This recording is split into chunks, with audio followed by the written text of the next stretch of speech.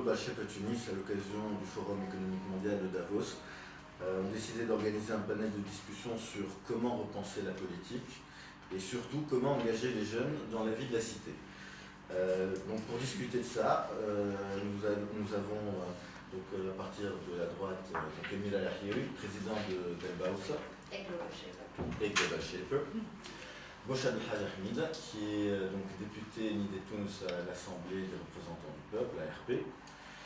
Sadeh Mechbeli, qui est responsable de la société civile au British Council et qui est aussi président de IDEA. Et Saïd Aounissi, qui est aussi député à l'Assemblée des représentants du peuple pour un arbre. On doit faire un constat par rapport aux dernières élections. Les Nations Unies ont fait un rapport sur 186 pays, ils ont interrogé les jeunes et cette enquête a montré que le problème de participation au processus de décision était l'une des préoccupations premières des jeunes. En Tunisie, dans un rapport de la Banque mondiale de 2014, 68% des jeunes urbains et 91% des jeunes ruraux ne font pas confiance aux institutions publiques et au système politique. Donc c'est vraiment un chiffre très important. Un autre chiffre, la classe d'âge qui s'est inscrite le moins a été celle des 18-40 ans. C'est celle qui est le moins représentée dans les inscriptions pour les dernières élections. Donc, en se basant un peu sur ce premier constat et sur ces chiffres, j'aimerais vous poser la question, Émile. Donc, je voudrais te demander, selon toi, cette faible participation des jeunes aux dernières élections, elle est due à quoi? Comment tu pourrais, toi, l'expliquer en tant que personne très active dans la société civile? Et qui promeut beaucoup les jeunes dans ton association aussi. Discrimine. Discrimine les vieux. Honnêtement, d'abord, malgré que c'est ça la question, je pense qu'on s'en fout de ce genre de questions. Pourquoi les jeunes n'ont pas participé? Qu'est-ce qu'on devrait faire pour que les jeunes participent? Je crois que ce discours de victimisation des jeunes devrait s'arrêter, qu'on doit faire un constat clair qui est qu'on a des jeunes irresponsables dans ce pays, qu'on a des jeunes qui n'arrivent pas à comprendre qu'ils ont une place dans ce pays, qu'ils doivent la prendre et non pas la demander, que en tant que jeune, et je ne le suis plus selon l'ONU parce que j'ai 30 ans et 30 ans c'est déjà vieux, on devrait sérieusement arrêter de se poser cette question, se dire, bon, les jeunes, pourquoi vous avez failli à ce point dans ce pays, pourquoi vous avez laissé la place à ce point. Ce n'est pas, les élections étaient libres, le pays est ouvert, les élections étaient libres, les partis politiques sont ouverts, la création d'un parti politique ne prend pas beaucoup d'énergie, l'accès aux médias, aux nouvelles technologies est ouvert à tout le monde, et donc go ahead and take it. Et malheureusement, c'est tabou, on n'a pas le droit de dire ça, on est tous dans le politiquement correct de oh là là, notre président est trop vieux, notre président d'assemblée hyper vieux, notre premier ministre est super vieux, et qu'est-ce que c'est triste, oh là là, on ne nous laisse pas la place. En effet, ces personnes-là sont très très vieilles, mais le fait est que où ont été les jeunes et pourquoi ils ne se sont pas présentés et pourquoi on n'arrive pas à parler d'égal à égal, la première chose. Et deuxième chose, pourquoi on attend qu'on nous laisse la place. Tant que cette logique de laisser la place et de victimisation encore et toujours reste, on restera à côté de la plaque et on restera derrière et on ne fera que pleurer sur notre sort de ne pas avoir accès à la politique et autres. D'accord. Donc, juste pour finir, il y a énormément de jeunes qui ont réussi ici. Il y a des députés jeunes qui se sont battus, il y en a d'ailleurs quelques-uns ici dans cette salle. Il y a des personnes de la société civile qui ont réussi à se faire écouter. Al-Baoussa, par exemple, est une ONG qui ne recrute pas au-dessus de 30 ans. Et pourtant, tous les députés, il y a un sérieux respect et une capacité de travailler. Il y a énormément d'ONG, énormément de techniciens, énormément d'ingénieurs, d'économistes jeunes qui arrivent à se positionner. Donc ce n'est pas... c'est juste une question de responsabilité pour moi. D'accord. Donc pour toi, voilà, c'est les jeunes qui n'ont pas pris part activement donc, au processus démocratique où ils ne sont pas allés suffisamment aller s'inscrire, ou ils n'ont pas eu, malgré les facilités, on va dire, les jeunes ne se sont pas déplacés pour aller s'inscrire. Et là, c'est aussi une de leurs fautes. Donc la même question, Bochama, la faible participation des jeunes aux dernières élections. Selon toi, pourquoi? Pour moi, c'est très très compliqué. Autant je partage bien sûr avec Amira, toujours. Amira, cette volonté de pouvoir les pousser plutôt que de les victimiser ou de responsabiliser plutôt. Pour moi, c'est très compliqué, franchement, parce que quand on parle des jeunes qui sont nés pendant l'ère de Ben Ali. Et la plupart des jeunes pendant l'ère de Ben Ali ne pouvaient pas, on le disait déjà, ne pouvaient pas assumer l'engagement politique. Parce qu'avec Bourguiba, c'est vrai que ce n'était pas facile de faire de la politique d'opposition surtout, mais on n'avait pas ce risque de perdre son travail, on n'avait pas le risque de perdre, d'être renvoyé à l'université, etc. C'est ça la force de Ben Ali, c'est qu'il a mis les gens sous la menace. Donc pour moi c'est normal qu'il y ait une génération qui ne soit pas très confiante dans la vie politique et dans la classe politique et qu'elle ne se sent pas vraiment engagée.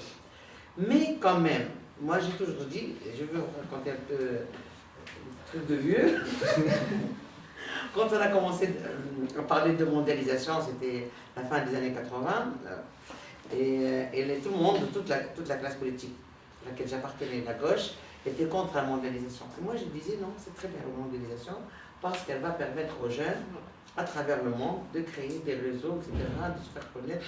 Ils étaient étonnés, on dit non, on est contre la mondialisation pour des raisons que vous savez, etc. Et après, quand moi je me suis mise à Facebook, il n'y avait pas beaucoup de vieux, il n'y avait que des jeunes il y a quelques années. Et moi je racontais aux vieux, c'est-à-dire des gens de ma génération, que les jeunes étaient très actifs, que la plupart étaient conscients, et j'ai participé avec eux dans les deux campagnes, Saïb Salah et Nahar al-Ammar, et j'ai réalisé que les jeunes étaient très sensibles aux questions de liberté. Mais passer de cette conscience par rapport à la liberté individuelle, ce qui est extraordinaire, parce que notre génération n'était pas très sensible aux libertés individuelles, on était plus sensible aux libertés publiques, aux libertés politiques, etc., peuvent faire le deuxième pas pour l'engagement politique. Qu'est-ce qui bloque? Moi, je pense qu'il y a plusieurs facteurs. Chacun des facteurs, maintenant, il faut bien les recortiquer et peut-être s'en sortir. La première chose, c'est que nous, et je dis nous, femmes et hommes, mais surtout les hommes, ne laissent pas leur place. Parce qu'aujourd'hui, le problème se pose aussi pour les femmes. Et là, je pourrais vous raconter des histoires jusqu'à demain. À la fin du monde. L'espace politique, il est vieux et masculin. C'est clair et net. Donc déjà pour les femmes de la même génération, etc., c'est pas facile. Alors que dire des jeunes. Donc les jeunes, ils sont à la base écartés. Mais aussi, on n'a pas les mêmes... C'est-à-dire que je trouve que nos moyens et notre façon de faire de la politique n'est pas forcément intéressante. Je trouve même qu'elle est ennuyante. Déjà, moi, je m'ennuie. Alors que dire des jeunes qui souvent ont les moyens d'avoir l'information, d'échanger, etc., sans tomber dans l'ennui, dans la routine, etc. Et ça, donc il faut repenser aussi la manière de faire de la politique, etc. Et d'ailleurs, je rappelle, moi j'ai appris des mots avec les jeunes. Il y avait plein d'actions qui ont été menées par les jeunes contre la censure, qui étaient des mouvements, des actions très sympathiques. Quand ils s'arrêtaient dans la rue, comment c'était les trucs? Ils s'arrêtent dans la rue, ils font un petit truc simple. Voilà, des trucs vraiment extraordinaires que nous, pour nous, bon, c'est la pétition, c'était toujours la même histoire. Pétition, on se réunit, mais alors il y a d'abord, il faut que de notre part, on puisse intégrer ces nouveaux modes d'action, parce que nous, on est toujours dans le logiciel classique, archaïque, et qu'eux, peut-être aussi, nous poussent. Et par ailleurs, je pense qu'on a besoin d'échanger. Pourquoi? Parce que c'est vrai que c'est très bien, moi personnellement, j'aime bien voir des jeunes qui s'impliquent dans la politique, j'aime bien quand les femmes sont engagées dans le féminisme, pour l'égalité, Mais je n'ai pas envie de voir que les jeunes font les mêmes erreurs que nous, que notre génération. Et c'est ça peut-être pour moi, j'ai un problème que je n'arrive pas peut-être à leur exprimer de manière claire, mais quand je vois les jeunes, autant ils ont une autre vision de la politique, peut-être des formes d'action, etc., mais je pense que quelque part, ils sont en train de reprendre nos erreurs. Et nos erreurs, je ne vais pas les étaler là tout de suite. Et j'ai souvent envie de leur rappeler ça, mais je suis aussi bloquée par mon refus du maternalisme. Parce que, comme moi, j'ai refusé tout le paternalisme, maternalisme politique de toute la classe politique, etc., de mon époque, donc je ne veux pas imposer, mais ça sort parfois, mais je pense qu'il faudrait aussi que les jeunes entre eux, et peut-être avec nous, repensent, pensent, réfléchissent sur qu'est-ce qui n'a pas marché pour la classe politique, la nôtre, qui fait qu'aujourd'hui, ils ne sont pas très attirés. Et vous allez constater que même ceux qui maintenant s'impliquent, ils sont en train de reprendre les mêmes erreurs, et même les mêmes défauts, etc. Donc je pense qu'il faudrait peut-être ce genre d'initiative le multiplier et peut-être aussi trouver d'autres formes de pousser à l'existence des jeunes sur les plateaux télé et pour les mettre face à face, nous mettre face à face aux jeunes, pas seulement dans un parti politique, parce que les partis politiques créent peut-être d'autres formes de problèmes, etc., qui ne sont pas forcément ce genre de questions dont on a besoin aujourd'hui, qu'on a besoin de débattre. Comment que ces jeunes-là ne soient pas en même temps dégoûtés par la politique, et quand ils sont impliqués, ils n'arrivent pas à imposer une autre forme de lutte, mais aussi une autre forme d'action, mais aussi un autre type d'hommes ou de femmes politiques. Une deuxième question rapidement. Dans ta génération, Bocha, est-ce que tu penses que les jeunes étaient plus impliqués que maintenant ou... Aucune comparaison. C'est-à-dire à l'université, quand tu rentrais, moi je rentre maintenant à l'université, aucune comparaison. Au campus, la gauche, le Djihad islami à l'époque, nada, etc. à l'époque, le Qaoumi, etc. C'est-à-dire qu'il y avait plein de blocs politiques. Donc c'était politisé. C'était politisé, peut-être là aussi c'était l'erreur par rapport au moins mon évaluation. On a laissé tomber le travail syndical et on a fait de la politique, de l'idéologie. Et ça, c'est des choses qu'il faut peut-être revoir et absolument repenser avec la nouvelle génération. Donc aujourd'hui, quand même, c'est pas la même chose. Mais je comprends, parce qu'à l'époque, c'était très rare que quelqu'un soit renvoyé à cause des activités politiques. C'était très rare. C'était vraiment les gens qui étaient dans les partis politiques, très engagés, etc. Or, moi j'ai vu, c'est-à-dire, vous ne connaissez pas, la plupart d'entre vous ne peuvent pas comparer la répression de Bourguiba et de Benali. C'est très différent. Avec Bourguiba, c'est-à-dire on descendait tout le temps dans la rue, on manifestait tout le temps. Il n'y avait pas cette intériorisation de la peur. On nous battait dans la rue, etc. Raisonnablement, que vous voulez, mais on sortait. Avec Ben Ali, sortir, c'était déjà un grand défi.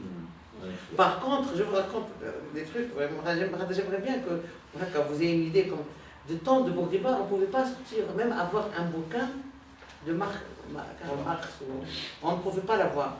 D'ailleurs, quand on voit arriver la police, on les jetait par la fenêtre, etc. Donc, c'est très différent. Mais ce que je trouve intéressant, c'est qu'il n'y avait pas cette intériorisation. C'est-à-dire que donc les jeunes, quand ils rentraient à l'université, même quand ils n'étaient pas engagés, ils s'approchaient de la classe des jeunes politiques, des étudiants qui étaient politisés. Il y avait un contact. Et même ils jouaient ensemble aux cartes, etc. Alors qu'à un certain moment, certains courants politiques à l'université, les gens ne les approchaient pas. Ils avaient peur de les approcher, de leur adresser la parole, etc. Alors que nous, à la limite, ils se moquaient un peu plus ou moins de nous, ils disaient, oh, vous les politisés, etc. Mais il y avait une sympathie, même avec les étudiants qui n'étaient pas forcément politisés. D'accord. Donc c'était la même question encore une fois. Donc comment tu peux l'expliquer En fait, je vais juste remettre un peu le dialogue, donc je vais rebondir sur les points dont on a parlé, parce qu'on a un peu dévié, on parlait de participation aux élections, donc on parlait du côté de l'électeur, et non pas du côté de l'engagement politique et la position du jeune en tant que candidat ou bien candidat pour l'Assemblée du peuple. Je pense que moi, je mets un peu le jeune tunisien dans un contexte mondial, et on parlait de la globalisation. C'est un phénomène international, le taux de participation faible des jeunes dans les élections. Peut-être que ça remet aussi en question le système politique actuel dans lequel on vit. Et ça, c'est un peu le but de ce débat, c'est est-ce que l'offre politique qui existe, est-ce qu'elle s'identifie aux jeunes en soi? Est-ce que le jeune, il voit un projet jeune dans le projet politique, du politique tunisien qui est sur la scène politique en quelque sorte aussi, un projet jeune auquel il peut s'identifier, ou bien peut-être que c'est un discours simple, mais parfois aussi on ne se pose pas les bonnes questions, parce que une fois qu'on se concentre sur, peut-être que les priorités de la Tunisie actuellement c'est la sécurité, c'est l'économie, mais aussi est-ce qu'il y a un projet politique dans lequel ce jeune-là il est au centre des préoccupations? Donc je pense que c'est ça les questions, et c'est ça le problème en soi, non seulement en Tunisie, mais aussi dans le monde. On voit le taux de participation faible en Angleterre, en France. Non mais là, oui. si je peux me permettre de jump in, on est en train de mélanger deux choses. La participation aux élections dans des pays semblables à la Tunisie, ça veut dire c'est des pays où l'espace s'est ouvert depuis très peu. Ça, à quoi on peut comparer? On peut comparer à l'Ukraine, on peut comparer au Chili, on peut comparer à ce genre de pays-là. Là, la participation des jeunes est assez haute, et la Tunisie est vraiment une exception dans la bassesse du nombre de participants chez les jeunes. Par contre, dans les vieilles démocraties, en effet, les gens sont blasés par de cette participation politique. Mais ce qui s'est passé en Tunisie est assez particulier et surtout alarmant. C'est juste d'accord. Oui, et peut-être que l'exemple chilien ou l'exemple ukrainien, il y a eu des partis politiques qui ont intégré ces jeunes-là dans le mouvement politique. Oui. Donc de là, on revient à la question principale qui est, est-ce que ces partis politiques-là, ils ont intégré les jeunes dans leur projet? Donc pour moi, c'est ça la question qui doit être posée. Voilà, pour toi, c'est surtout le fait que les partis politiques n'ont pas réussi à intégrer, à donner une place importante aux jeunes, ce qui fait que les jeunes se sont détournés et n'ont finalement pas... Dans les décisions, les utilisent dans les activités, etc., voilà. Mais pas dans les décisions. Voilà, je pense que c'est ça aussi la question. Où sont les figures jeunes non seulement dans le parti, mais aussi dans le programme. Voilà. Dans les sphères décisionnelles. Voilà. Et ça, c'est le cas dans la société civile. Nous allons traiter la question tout à l'heure, mais peut-être ça, c'est l'une des raisons pour lesquelles les jeunes ils ont choisi la société civile plutôt que la politique. D'accord. Donc, à ton avis, Marthe, c'est quoi ton avis par rapport à ça? Moi, je ne serais pas aussi enfin, on n'a pas été fataliste, mais je dirais pas de fatalité.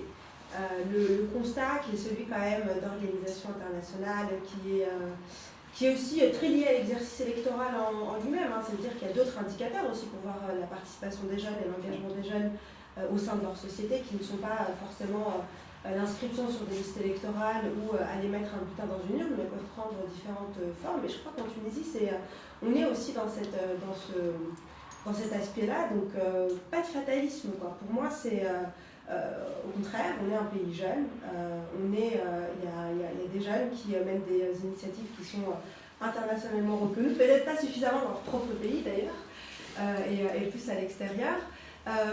En politique, je crois qu'il faut garder à l'esprit le fait que nous sommes un pays qui est en transition, qui connaît un espace politique, démocratique très récent, ça ne fait que 4 ans. Il y a une certaine génération qui n'a pas pu vivre son grand soir à cause de la dictature et qui du coup et c'est quelque chose, je pense, moi, qui nous permet aussi de comprendre pourquoi est-ce que des personnes qui peut-être seraient temps pour eux d'adopter un train de vie qui soit plus calme, moins stressant, sont toujours dans l'arène politique et veulent, comment dirais-je, ont des projets de très long terme.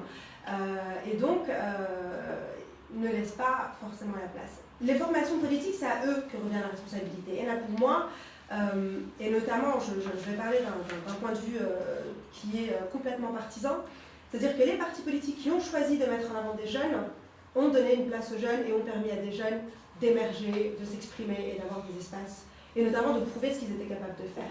Les partis politiques qui ne l'ont pas fait n'ont pas eu de jeunes qui sont montés. Et donc, c'est une décision qui est très autoritaire, c'est un peu comme pour la question des femmes finalement, c'est-à-dire que si l'État ou les partis politiques décident de mettre en avant des femmes, eh bien, nous allons trouver des femmes qui seront excellentes dans leur travail et qui prouveront qu'elles peuvent être parfaitement à la hauteur, voire mieux. Et donc, du coup, ce qui pose problème, c'est le fait qu'on nous accorde et pas nous prenons nos droits. Les partis politiques qui ont fait cela, qui ont pris le risque de mettre des jeunes en avant, n'ont pas été déçus. Ah, là, on est quand même dans un parlement Tunis, et notamment si on compare ça aux vieilles démocraties, et notre voisin le plus proche qui est la France, on a quand même une vingtaine de députés qui ont moins de 35 ans. C'est énorme. Il y a en France, oui, bon, Marion Maréchal Le Pen, qui est élue jeune à la Khatah Bentchkoul, et après vous montez tout de suite à Razi Hamad, qui a quand même presque 40 ans, quoi.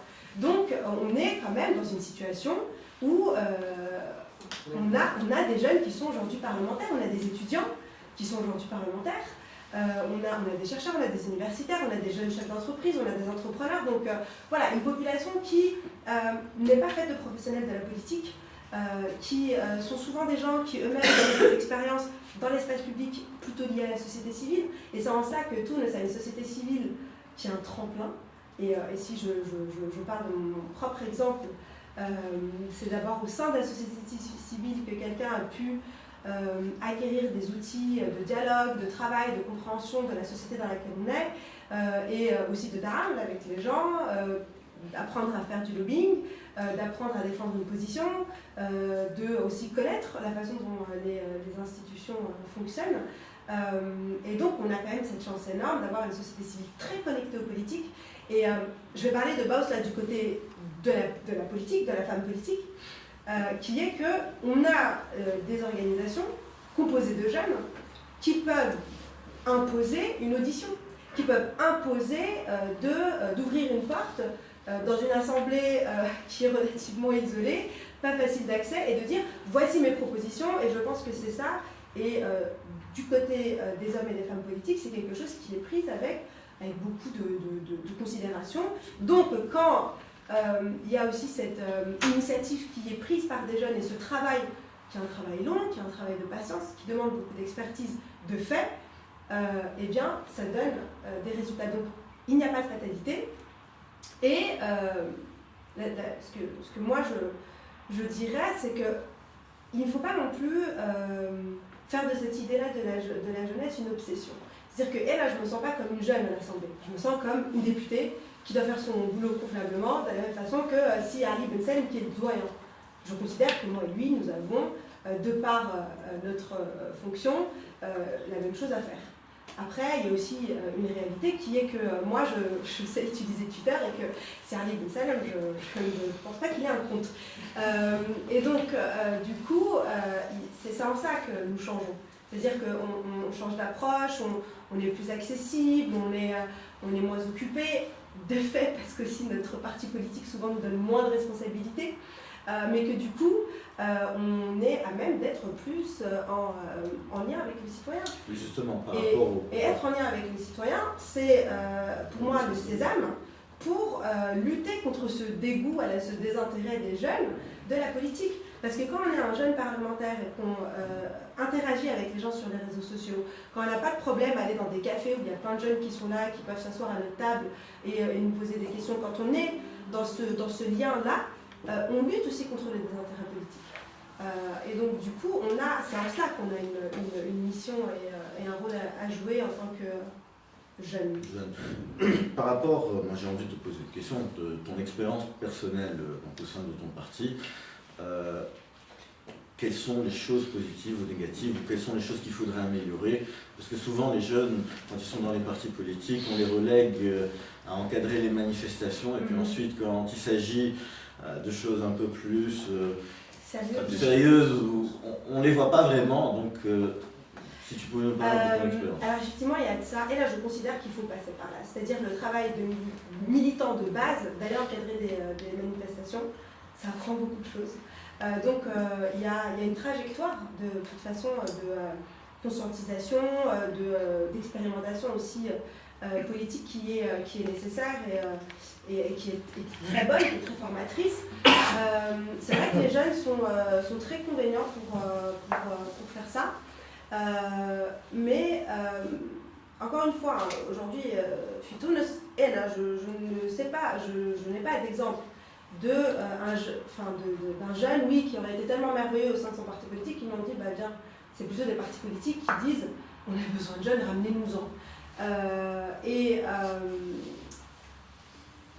là, je crois qu'on bénéficie aussi d'un aspect positif qui est que on ne nous craint pas. C'est-à-dire qu'aujourd'hui, de par mon expérience, très souvent, on dit, quand il y a un débat, on ne sait pas quelle décision prendre, et puis là, il y en a toujours un qui regarde un jeune qui dit « mais toi, qu'est-ce que tu penses ?» Un peu comme ça, de façon désinvolte, mais généralement, c'est ce genre d'espace, de fenêtre, d'opportunité qui est accordé aux jeunes, et où très souvent, le jeune qui a suffisamment bien fait son travail peut à ce moment-là prendre ça et montrer à quel point il est nécessaire au sein de son groupe politique. Et quand je disais qu'on ne craignait pas, c'est-à-dire que quand on fait montre encore une fois, d'une disponibilité, d'une envie de faire, etc. En tout cas, je parle de ma chapelle, qui est Narda.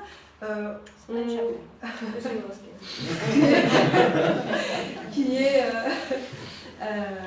Il y a une responsabilité. Nous, on a constitué, juste à titre d'exemple, notre bureau de groupe parlementaire. On est 8 parlementaires qui sont dans le bureau du groupe. Il y a 2 jeunes à qui on a confié quelque chose en plus d'important, qui est de gérer la relation avec les médias et les relations publiques au sein du groupe parlementaire. Donc, il y a des possibilités toujours. Sadem, je vais reprendre un peu ce qu'on peut dire, c'est par rapport au fait que souvent la société civile peut être un tremplin pour les jeunes pour ensuite pouvoir intégrer les partis politiques. On remarque que beaucoup de Tunisiens sont beaucoup plus impliqués dans la société civile que dans les partis politiques. Donc, comment on pourrait expliquer ça? En fait, on parlait du fait, moi je vois ça comme une question de responsabilité, une question de leadership aussi. On parlait tout à l'heure du fait que dans les partis politiques, les jeunes ont été mis là-bas en quelque sorte, mis en avant par les partis politiques ou bien pour annoncer la couleur d'un projet futur, peut-être le cas de Narda. Voilà, nous avons des jeunes qu'on met en avant, nous avons un projet futur, mais dans la société civile, je vois que les jeunes ont pu prendre leur place à travers des positions de leadership, à travers des responsabilités dans les associations. Donc je pense que c'est cet espace-là où ils ont pu faire leur preuve en quelque sorte, qui a préconisé la société civile au parti politique.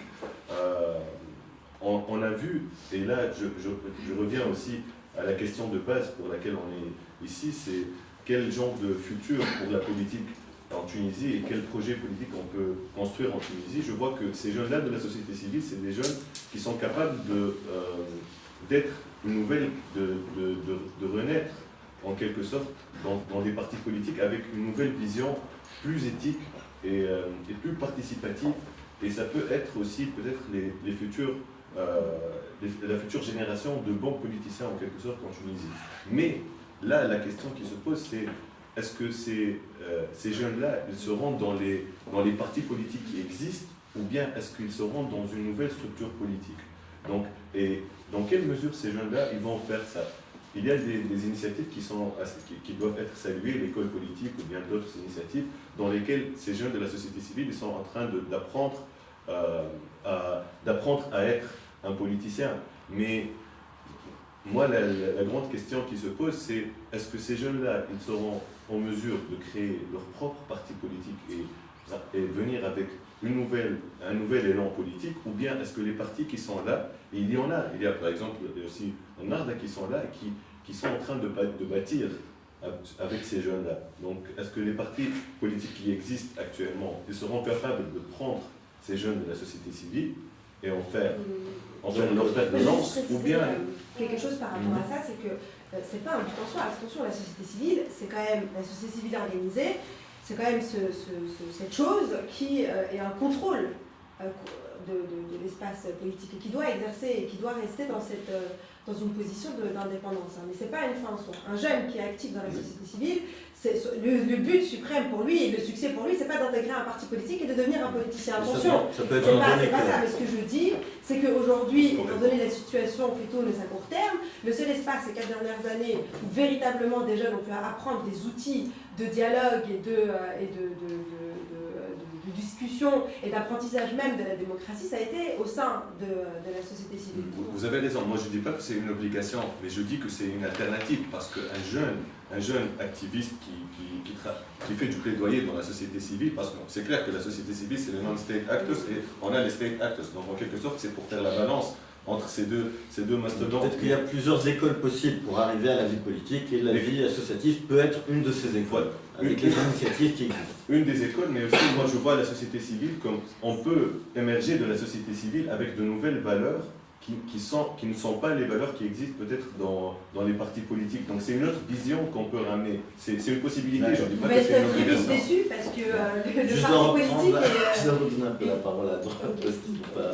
Je suis désolé. Bosch, j'ai une question à te poser. C'est Béjir Aïtseb, durant sa campagne électorale, a parlé de générer une nouvelle génération d'hommes politiques. La question c'est réunie. Il n'y a pas précisé femmes dans... Il n'a pas précisé femmes. On a déjà parlé des femmes. Bon, d'abord, il y a un truc vraiment qui me vient là, c'est que nous, ma génération, et celle bien sûr un peu plus jeune et moins jeune, ce qu'on fait aujourd'hui, on a l'impression de faire pour les jeunes. On ne le fait pas pour nous-mêmes. C'est vrai, c'est pas du discours, c'est la réalité. C'est-à-dire, on parle entre nous, on se dit après tout, pourquoi on se fait... ça va, on a fait 40 ans, 30 ans, il y en a qui ont fait 50 ans de la société civile qui ont milité pour la démocratie. Aujourd'hui, quand même, on a réalisé pas mal de pas dans ce sens-là, et peut-être qu'on devrait se retirer, puisque on ne le fait plus pour nous-mêmes, puisque nous, maintenant, c'est ce qu'on voulait. On voulait arriver. Mais finalement, ce qui fait quelque part mal au cœur, c'est qu'on le fait pour les jeunes et sans les jeunes, sans eux. Et on n'est pas arrivé à les intégrer totalement. Maintenant, comment générer? Pour moi, il y a plusieurs façons. Il y a pas une seule. D'abord, comme l'a dit Amir, il y a la volonté des jeunes. Et au sein du parti, je dois reconnaître qu'on a plein de jeunes. Malheureusement, peut-être qu'ils ne sont pas assez nombreux dans l'Assemblée, mais ils sont quand même là. On a un nombre. Mais on aurait pu avoir beaucoup plus peut-être, mais je pense que la concurrence a été trop forte, c'est la réalité. Il y a autre chose aussi, c'est que quelque part, nous, on avait l'impression que nous avons tellement milité, qu'on a le droit quand même aujourd'hui d'être reconnus, parce que nous aussi, nous avons manqué de reconnaissance. On ne reconnaît pas ce qu'on a fait, et je comprends aussi que les jeunes disent après tout, maintenant ça va, hein, on en a marre de votre histoire, vous avez milité, etc. Mais nous aussi, quelque part, on a besoin de reconnaissance, et nous estimons que nous avons fait pour ce pays, et c'est normal que nous soyons aujourd'hui impliqués. C'est difficile de se retirer complètement. Mais comment, en même temps, ne pas se sentir frustré, parce qu'il n'y a pas de raison, et en même temps impliquer complètement les jeunes. Je pense qu'il y a plusieurs moyens de faire. Et là où je trouve, je n'ai aucun problème à faire une autocritique. Je n'ai pas cette admiration quand même. C'est-à-dire par rapport à mon parti, j'ai aucun problème à critiquer. Je crois que là où nous sommes trompés... Moi non plus. J'ai pas l'impression. Si, mais moi je me trompe. Je pense que là où on s'est trompé, c'est de charger un non-jeune des questions des jeunes. Et je trouve que ça c'était une erreur, parce qu'on a des potentiels extraordinaires. On a des jeunes qui sont très différents, mais qui partagent l'enthousiasme et le patriotisme, et qui étaient vraiment complètement dans le processus politique, et vraiment qui rêvaient d'être complètement porteurs du nouveau projet de la Deuxième République, etc. Mais je pense que nous n'avons pas su leur laisser la liberté de décider de leur sort, quitte à aller après à leur demander des comptes. Même Or, on sait, comme toujours, ce sont les moins jeunes qui sont occupés et je pense maintenant, ce ne sera plus le cas. Aujourd'hui, dans la construction, la continuité du parti, surtout la préparation du congrès, je pense que la première chose, c'est que les jeunes soient dans toutes les commissions. Qu'il y ait vraiment un quota pour les jeunes dans toutes les commissions de préparation du congrès et qu'il faut imposer un quota. Pour moi, la solution, c'est le quota. C'est parce que si on va attendre la volonté, pour les femmes ou pour les jeunes, ça viendra. Par contre, le quota, pour moi, c'est un droit. C'est-à-dire aussi une obligation pour les J'ai une deuxième question avant de passer à Niel. Par rapport à donc, la loi électorale imposait qu'il y ait un candidat entre 23 et 35 ans parmi les 4 premiers. Ça n'a souvent pas été fait. Certains partis l'ont fait, d'autres ne l'ont pas fait. Donc, tu en penses quoi? Est-ce que c'est une bonne chose? Est-ce que c'est une mauvaise chose? Non, c'est une mauvaise chose de ne l'avoir pas fait. Mais moi-même, je ne suis pas pour ces obligations? Non, je suis pas pour les quotas, Oui. mais je ne suis pas d'accord sur les sanctions financières. Je suis pour les sanctions autres, que la liste ne soit pas validée. Pardon, encore plus radical. Oui. Parce que l'expérience a été faite dans pas mal de pays. Cette histoire, elle a été faite, cette expérience, les sanctions financières, surtout pour certains candidats, il y a des candidats qui eux-mêmes, je ne parle pas de mon parti, mais j'ai lu ça dans pas mal de pays, ils payent la pénalité pour avoir la place du jeune, pour avoir la place de la femme. Donc, moi je pense que ce n'est pas une bonne chose. Si on aurait fait ce système pour la question de la parité, je suis persuadée que la moitié des partis politiques plutôt seraient préférés payer des amendes plutôt que de mettre des femmes. Même un candidat lui-même maintenant il peut payer. Dans des listes de... Donc le quota oui, mais pas de sanctions financières, mais des sanctions de... Le quota, ça peut être une solution. Donc, Emile, tu as d'autres choses à dire, mais je vais te poser la question par rapport au quota. Est-ce que c'est une bonne chose ou pas? Parce que souvent, on dit que le quota a permis à certaines personnes d'arriver, ils ont pris la place d'autres personnes. On va dire, bon, si elle est là ou s'il est là, c'est parce qu'il avait un quota. Donc, ça peut être aussi à double sens. Ça peut être positif pour promouvoir, mais aussi, dans un certain sens, ça délégitime la personne. Je vais quand même revenir à ce qui a été dit avant. Je pense qu'on est, et c'est pas spécialement tunisien, il y a une erreur mondiale qui est de penser que les jeunes sont le futur de ce monde, alors que les jeunes sont en fait le présent de ce monde et non pas son futur. Et donc à partir du moment où on a cette erreur structurelle dans notre cerveau qui est de penser qu'on est en train de bâtir pour eux et non pas qu'ils sont owners, qui sont propriétaires de leur pays, des décisions qui sont faites, de la politique et de tout ça, on est en fait en train de complètement passer à côté. Ça c'est une chose. La deuxième chose, c'est de prendre à chaque fois ce débat des jeunes comme étant des jeunes contre les moins jeunes. Alors qu'on parle ici de représentativité. 50%, je crois que c'est au-dessus de 50% de la population mondiale a moins de 30 ans. C'est la Tunisie, la moyenne d'âge en Tunisie est hyper basse. La quantité de jeunes qui ont moins de 30 ans ici sont au-dessus, je crois, de 50 ans. C'est 50. Au niveau mondial, c'est 27% et la Tunisie, c'est 30%. Et donc on est... là, on n'a plus besoin même de discuter si c'est une question de jeunes, si c'est une question de femmes, si c'est une question d'handicapés. On ne parle pas de ça, on parle la démocratie, là, c'est la représentation de tout ce qui existe de manière assez honnête. Donc quand on a plus de 50% de la population mondiale qui a moins de 30 ans, quand on voit la représentativité des personnes de moins de 30 ans, là, on se pose une grande question, par rapport à que veut dire la démocratie aujourd'hui, que veut dire la représentativité du peuple aujourd'hui. Donc ça s'applique aussi, donc ça s'applique sur le monde entier et ça s'applique aussi sur nous. Malheureusement, en Tunisie, on cumule les problèmes. Le premier problème, c'est que la bataille pour l'égalité des genres qui est une bataille qui dure depuis 50 ans, moitié de siècle, voire même plus. 80 ans, la première association de femmes plutôt, c'était à 1920. Oui, Donc, mais on va dire cette bataille de la réelle représentativité des femmes dans les instances élues, dans les positions de décision, est en fait est une vieille bataille. Aujourd'hui, en 2015, discuter de la représentativité des femmes dans ce pays est absolument nécessaire et on est très très loin de ce qu'il faut faire. De plus, on cumule, parce que la bataille de notre génération, de notre siècle, c'est en fait, je vais l'appeler l'égalité générationnelle.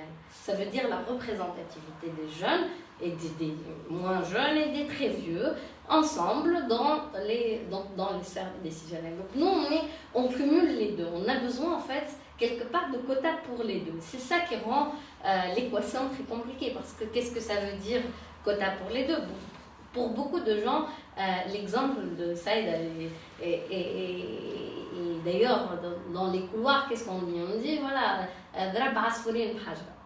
ça veut dire, voilà, elle a moins de 30 ans, elle est femme, pour un député, c'est bon, j'ai les deux. Et ça a été... Et l'étranger. Voilà, et l'étranger, elle cumule carrément. La même chose. Voilà, Khala qui est députée aussi, et qui cumule tout. Et là, on est, voilà, au lieu de mettre une femme et un jeune et une représentante de l'étranger, je les mets tous, voilà, je les mets tous dans une seule personne. Et donc cette question de quota aussi scientifiquement parlant doit être réfléchie par rapport à ça. Après, je trouve qu'on est en train de refaire les mêmes erreurs. Et là, je ne suis pas du tout d'accord avec ce que tu as dit par rapport... je suis tout aussi optimiste et aussi non fataliste, mais je pense qu'on est en train de refaire, je veux dire, dans cette question de bataille par rapport à la place des jeunes dans la vie politique, on est en train de refaire exactement les mêmes erreurs du début des batailles pour le féminisme et pour la présence des femmes. Ça veut dire quoi? D'abord, aujourd'hui, il est inimaginable de redire ce statement qui est bon, c'est difficile, mais on va essayer de les obliger à un peu nous représenter. Malheureusement, c'est eux qui décident. Aujourd'hui, quand on est dans une réunion, il n'y a pas de femmes, tout le monde est aux centaines. Donc c'est devenu un fait visuel important. Pour les jeunes, ça ne se pose pas cette question.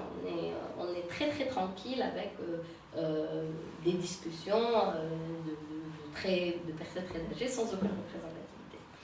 Et en même temps, on dit, voilà, il faut commencer parce que, et c'est ce que personnellement, j'ai dit, personnellement, je pense qu'on fait une erreur en envoyant tous les jeunes à la société civile, alors que ce qu'il faut faire aujourd'hui, et c'est ce que je conseillerais à chaque jeune, c'est de s'engager politiquement réellement, même si je ne me l'applique pas. Mais je pense qu'il y a une chose que j'ai dit à plusieurs personnes qui ont pensé à rejoindre des partis politiques, c'est de ne pas accepter la position de distributeur de tracts. Les jeunes ne sont pas là pour seulement distribuer les tracts. Ça aide à distribuer les tracts, ça existe, mais c'est pas une question d'expérience ou pas. On a besoin de jeunes qui arrivent comme d'autres directement au milieu de l'échelle, voire en top. C'est pas obligatoire de commencer tout petit et de monter très haut. Et ça, c'est une imposition. C'est une règle, tu sais. Si tu ne te respectes pas, personne ne te respecte. Donc, si tu ne te respectes pas en tant que personne qui rejoint un parti politique, en te disant que moi, je vous rejoins pour ça, comme ferait n'importe qui de 60, 70 ans, 40, si toi, tu ne t'estimes pas avoir le droit à ça, que toi, tu estimes parce que tu as 27 ans, l'obligation d'aller distribuer les tracts, là, il y a un problème. Donc, c'est une question, et c'est pour ça que je n'aime pas la victimisation. Je ne dis pas que c'est notre erreur à nous et eux, ils sont géniaux. Pas du tout. Mais je dis qu'il y a un problème structurel de thinking qui est qu'on pense allez-y. Pardon, excusez-moi. Qui est que on pense que c'est pas notre place. C'est comme il y a un truc qui est génial, il y a des études sur le comportement des femmes en société. Quand une femme s'assoit au métro, elle va toujours s'asseoir sur le côté, elle ne sera jamais au milieu. Quand une femme va parler, elle va essayer toujours de dire si je peux me permettre, est-ce que je peux dire ça? Et en fait, c'est ça que je dis, c'est qu'on est en train de refaire exactement les mêmes erreurs des femmes des années 50 en tant que jeunes des années 2000 en fait. On est en train de refaire le schéma. Je reviens vers Céline. Selon toi, quelles seraient les solutions? Qu'est-ce qu'on devrait faire? Alors, je ne prétends absolument pas détenir la recette magique. Parce que elle, pour mon cas particulier, c'est un peu ce que racontait Aimé là, c'est-à-dire que j'ai été désignée. Les partis politiques ont cette responsabilité de faire un peu comme font les entreprises gagnantes, c'est-à-dire de chasser des têtes et d'aller chercher des gens qu'on considère comme étant assez métaïdines et responsables et compétents, etc. et qui peuvent répondre à cette question-là. Donc j'ai été ce profil-là, j'ai des collègues Fenarda qui ont été de ce profil-là, j'ai aussi des collègues de NIDEC qui ont été de ce profil-là, et donc je pense que c'est bien que les partis politiques fassent cette démarche-là. Et c'est pour leur bien en fait. Parce que quand un parti politique se rend compte à quel point une personne qui est fraîche encore, qui n'a pas comment dirais-je, ces mécanismes de protection, voilà, c'est ce manque de spontanéité qui peut faire taper du poing sur la table et dire non, en fait, ce que vous racontez là, c'est n'importe quoi, c'est complètement déconnecté avec ce que moi je vois dans la rue, parce que moi, en tant que jeune, étant donné que j'ai peut-être pas la structure financière, familiale, etc., d'avoir une voiture avec chauffeur et que je prends le métro, du coup, je suis plus à même de dire ce que, par exemple, ressentent les gens ou ce que pensent les gens, même si je ne fais pas de généralité. Donc, une responsabilité énorme de la part des partis politiques, qui doivent être un peu plus pragmatiques et voir ça comme une chance énorme pour eux, plus que comme, comment dirais-je, une zéia énorme qui ferait, ou alors une obligation qui ferait, autrement, ils seraient pénalisés par les instances électorales, par exemple. La seconde chose, c'est que, par rapport à la question des quotas, bien sûr que ça brise un idéal qui est une personne compétente et qui répond à la mission à laquelle on la désigne devrait être traitée de la même façon que n'importe qui d'autre. Mais on a une situation, on a une réalité avec laquelle il faut agir, et je crois complètement dans la discrimination positive, et je crois que c'est ça qui fait émerger des choses, et fait émerger des gens, et fait émerger des profils qui, si on gardait le système classique de fonctionnement de la société, n'auraient pas les mêmes opportunités. Donc ça peut faire émerger des profils très intéressants, comme aussi des profils beaucoup moins Absolument, complètement. Je suis pour les adultes, complètement, je suis d'accord. C'est clair, c'est valable pour tout. Mais disons qu'on se donne plus la chance de le faire. Et puis, Inch'Allah, quand on arrivera à une société pour qui c'est suffisamment normal, peut-être qu'on arrivera au cas de l'Écosse, qui n'a pas de système de parité, n'a pas de quota pour les femmes, qui se retrouve avec un gouvernement parfaitement paritaire et avec une première ministre femme. Donc, encore une fois, peut-être qu'il faut commencer par la loi, commencer par les contraintes, commencer par les sanctions, et peut-être que petit à petit, les choses évolueront. Donc, Sadem, la Tunisie a vécu une crise économique, on va dire une crise sociale, une crise politique aussi. Est-ce qu'on a vraiment les moyens, est-ce que la Tunisie a les moyens de repenser sa politique ou ses politiques? En fait, c'est une question un peu peut-être philosophique pour aborder la politique en soi, parce que depuis tout à l'heure on parle de la participation des jeunes, de la participation des femmes dans la sphère politique, mais ils vont participer pour faire quoi au juste? Qu'est-ce qu'ils vont ajouter? C'est parce qu'on parle de la politique depuis tout à l'heure, mais on a une vision assez statique de la politique qui est la vision classique. Un politicien, il va prendre des décisions concernant l'avenir du pays sur tel et tel point. Peut-être qu'il va encadrer une sphère décisionnelle d'un groupe de technocrates compétents, mais ça, je pense, et ça c'est le débat sur lequel on est en train de nous pencher, c'est quoi la politique, la future politique qui va être en Tunisie dans les 20, dans les 30 prochaines années? Est-ce que ça sera la politique actuelle? Et est-ce que la Tunisie, avec tous les problèmes, et ça je le pose à tous ceux qui sont ici, c'est avec tous les problèmes économiques et les engagements aussi par rapport à la dette de la Tunisie, est-ce que nous aurons la chance, et je ne pense pas, peut-être que je suis un peu pessimiste, mais je ne pense pas qu'on aura la chance de dire que nous sommes capables de redéfinir la politique dans un contexte global, parce qu'on voit la montée de la gauche radicale en Europe, on voit la montée de plusieurs mouvements qui sont en train de se changer en mouvement politique, de mouvement social en mouvement politique, mais je pense qu'en Tunisie, nous sommes un peu loin de cette réalité-là.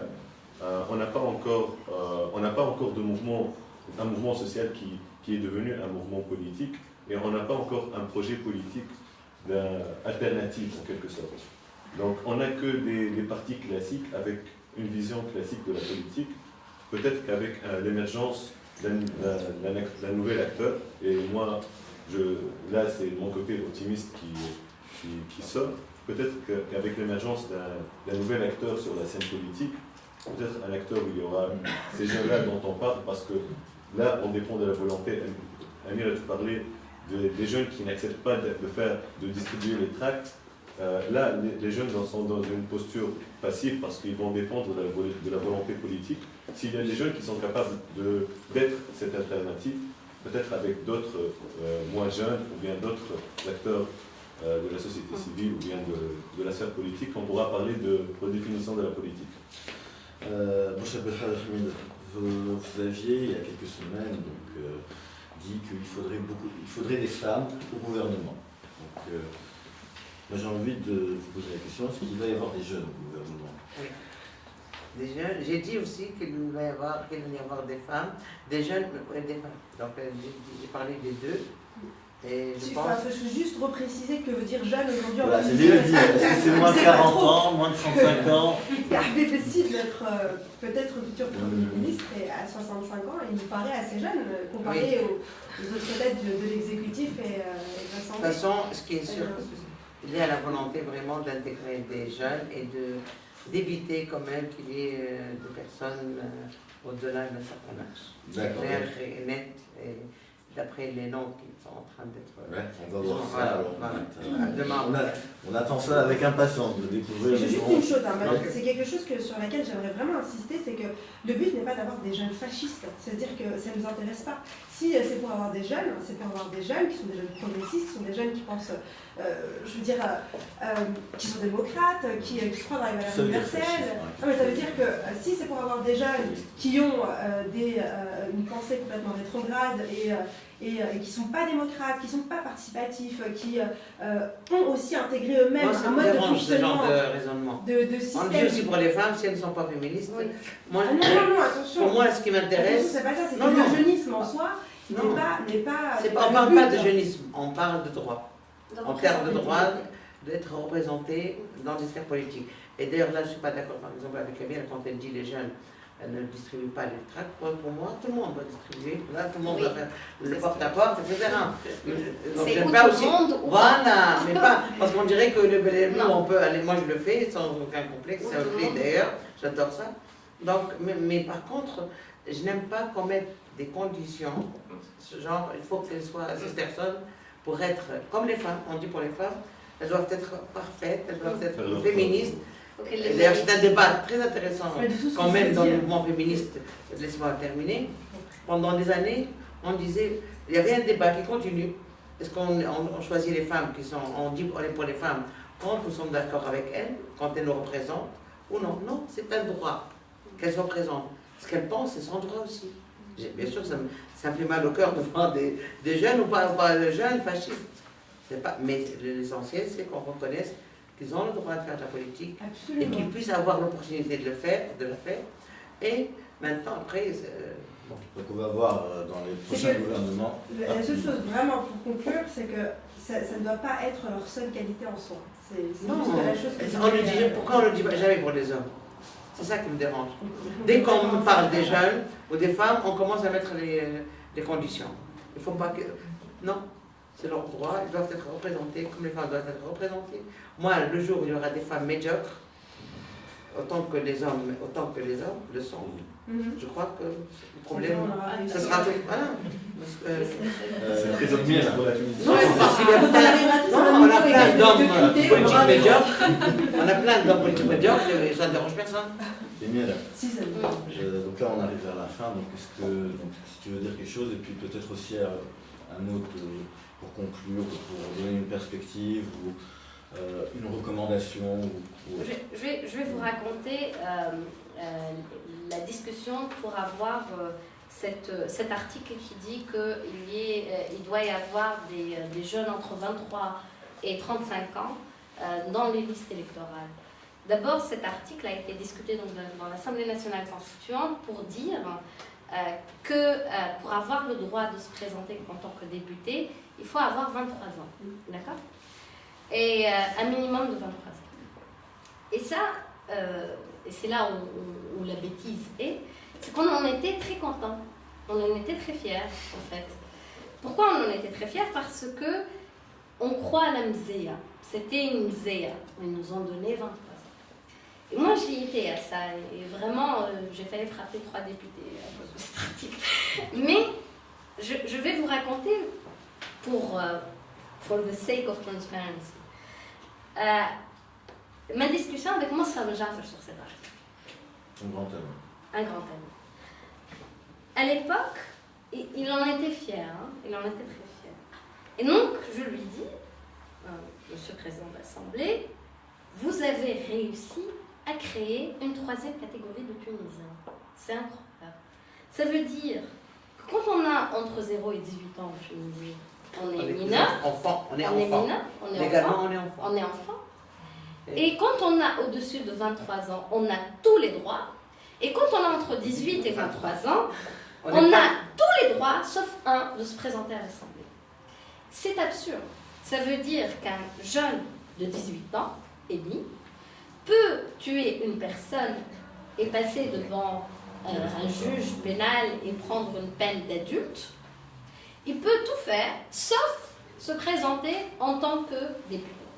Et là, d'ailleurs, il n'y avait même pas besoin d'argumenter, parce qu'on leur a dit, notre recommandation en tant qu'Al-Bawsala, c'est de mettre 22 ans, 3 semaines et 4 jours.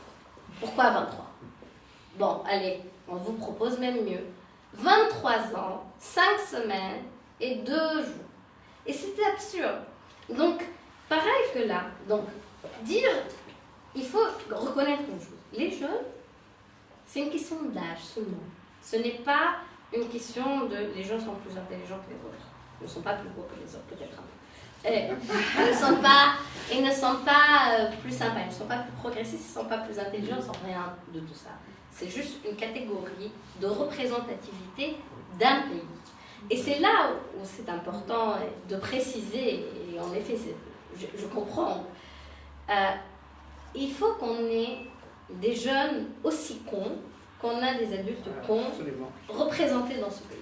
Comme il faut qu'on ait des jeunes aussi intelligents que des adultes intelligents représentés dans ce pays. Donc, il faut qu'on arrête cette erreur, encore une fois, qu'on a fait pour les femmes et qu'on est en train de refaire aujourd'hui, qui est que on arrête de penser que pour ces catégories-là, les minorités qui sont en fait des majorités, parce que les femmes sont majoritaires dans le monde aussi, sont plus que 50% de la population mondiale, qui doivent le mériter, cette représentativité.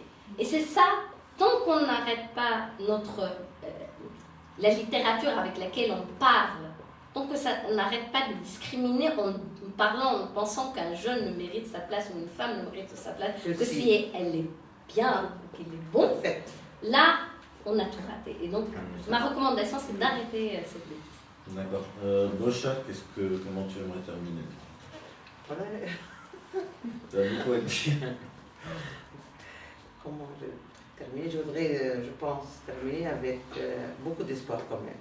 Parce que là, j'étais un peu pessimiste, ou peut-être pas très...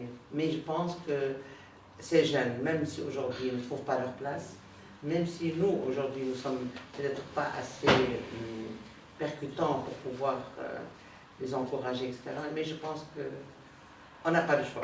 Ils vont s'imposer. Je pense qu'ils vont s'imposer et ils vont faire la politique autrement. D'accord. Ça veut dire Moi, en fait, pour conclure, j'aimerais dire que j'espère qu'au-delà de la question des droits, qu'on est en train de discuter, des droits des femmes, des jeunes, de la représentativité, qu'on traite aussi avec autant d'importance et d'enthousiasme le projet pour faire quoi avec ces droits par la suite. Une fois qu'on a ces droits, c'est quoi le projet qu'on va bâtir pour la Tunisie? Et c'est ça la question qui manque plus ou moins dans la scène politique ou bien dans la scène de la société civile. C'est une fois qu'on a ces droits et ce pouvoir, qu'est-ce qu'on va faire avec ce pouvoir? Donc est-ce qu'on peut mettre en avant un projet ou bien une vision? Peut-être avant c'était l'idéologie, là c'est un projet concret sur le plan économique ou bien politique. Et c'est ça la question que j'aimerais plus voir que la question seulement des droits, même si la bataille des droits n'est pas encore finie, il y a pas mal de chemin à faire. D'accord. T'as une idée? Moi, mon mot de conclusion, ce serait d'espérer que jeunes, que femmes, que ces minorités que Émile a mentionnées, finalement, puissent permettre peut-être à l'ensemble de la classe politique de comprendre qu'il est aujourd'hui temps de repenser la relation entre responsables politiques et entre citoyens, notamment dans le cadre de ce lien sacré pour moi qui nous unit, qui est le suffrage universel direct, et que donc du coup il puisse permettre l'émergence d'une autocritique à l'intérieur de la classe politique pour répondre aux défaillances dont l'une de leur expression est ce faible taux de participation aux élections. Je t'en remercie. Je vous remercie tous pour ce débat. On sent vous avez dit tous beaucoup de choses très intéressantes et bon, même si c'est la durée d'une heure, c'était condensé mais c'était intense. Donc je vous remercie encore. Donc Yamila, Bocha, Sadeh, Saïd. Merci beaucoup.